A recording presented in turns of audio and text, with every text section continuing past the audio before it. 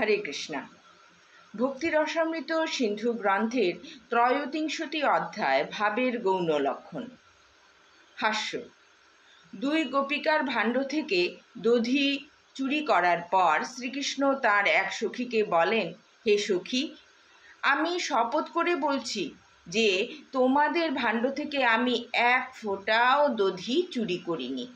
কিন্তু তোমাদের সখী রাধারানী নির্লজ্জতাপূর্বক আমার মুখের গন্ধ শুকছে।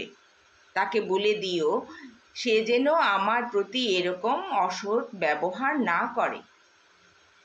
শ্রীকৃষ্ণ যখন এইভাবে কথা বলছিলেন তখন রাধারানীর সখীরা তাদের হাস্য সংবরণ করতে পারলেন না। এটি হাস্যরহিত একটি উদাহরণ। অদ্ভুত। একদা ব্রহ্মা দেখলেন যে সমস্ত গাভী এবং সমস্ত গোপ বালকেরা পীতাম্বর এবং নানা রকম রত্নের দ্বারা সুশোভিত। সমস্ত বালকেরা চতুর্ভুজ রূপ পরিগ্রহ করেছেন এবং শত শত ব্রহ্মা তাদের আরাধনা করছেন। সাক্ষাৎ পরম ব্রহ্ম শ্রীকৃষ্ণের সঙ্গে থাকার ফলে সমস্ত গোপ বালকেরা আনন্দে মগ্ন হয়ে উঠেছেন। তখন ব্রহ্মা বিস্ময় প্রকাশ করে বলে ওঠেন, এসব আমি কি দেখছি? এটি ভগবত প্রেমের অদ্ভুত ভাবের লক্ষণ। বীর। একদিন যমুনার তীরে শুকনো পাতার থেকে মর্মর ধ্বনি উত্থিত হচ্ছিল। গোপ বালকেরা আনন্দে মুখর হয়ে খিলখিল করে হাসছিল এবং আকাশে মেঘের গর্জন শোনা যাচ্ছিল। শ্রীদামা তখন অঘাসুর নাশনকারী শ্রীকৃষ্ণের সঙ্গে লড়াই করবার জন্য কোমর বাঁধছিল। এটি ভগবত প্রেমের বীর রসের একটি দৃষ্টান্ত। করুণ। শ্রীমদ্ ভাগবতের দশম স্কন্ধে তৃণাবর্তাসুরের শ্রীকৃষ্ণকে উড়িয়ে নিয়ে যাওয়ার একটি দৃষ্টান্ত রয়েছে।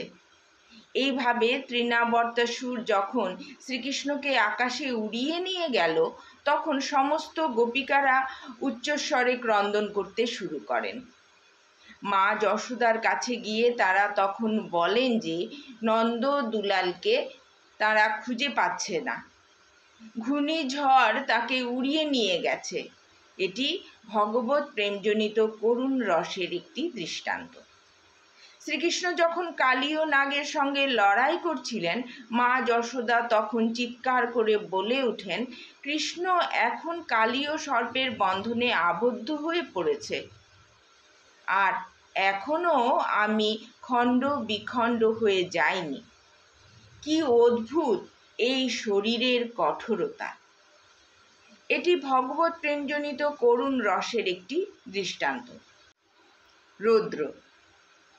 অভিমন্যুর মাতা জটিলা শ্রীকৃষ্ণের কণ্ঠে এক রত্নহার দেখে বুঝতে পারলেন যে সেটি শ্রীমতী রাধারানী তাকে দিয়েছেন।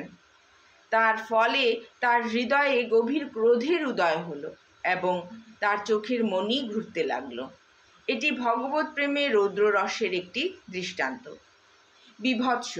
যমুনাচার্য এক সময় বলেন, যখন থেকে আমি ভগবত প্রেমানন্দের নব নব রস আস্বাদন করছি তখন থেকেই আমার পূর্ব জীবনের স্ত্রী সঙ্গ সুখের কথা মনে পড়লে ঘৃণায় আমার মুখ বিকৃত হয় এবং সেই চিন্তার উদ্দেশ্যে আমি থুথু ফেলি।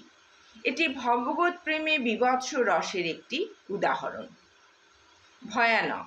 এক প্রবীণ ভক্ত বলেন, হে প্রভু, তোমার কাছ থেকে যখন আমরা দূরে থাকি তখন তোমাকে দেখার জন্য আমরা অত্যন্ত আকুল হয়ে পড়ি এবং আমাদের জীবন তখন দুঃখে ভরে যায়। কিন্তু তারপর যখন আমরা তোমাকে দর্শন করি তখনই মনে বিরহের ভয় উপস্থিত হয়। এইভাবে তোমার দর্শনে এবং অদর্শনে উভয় অবস্থাতেই আমরা বিভিন্ন রকমের মানসিক দুঃখ দুর্দশা ভোগ করি। এটি কৃষ্ণ প্রেমে বিরোধী ভাবের মিশ্রণের উদাহরণ।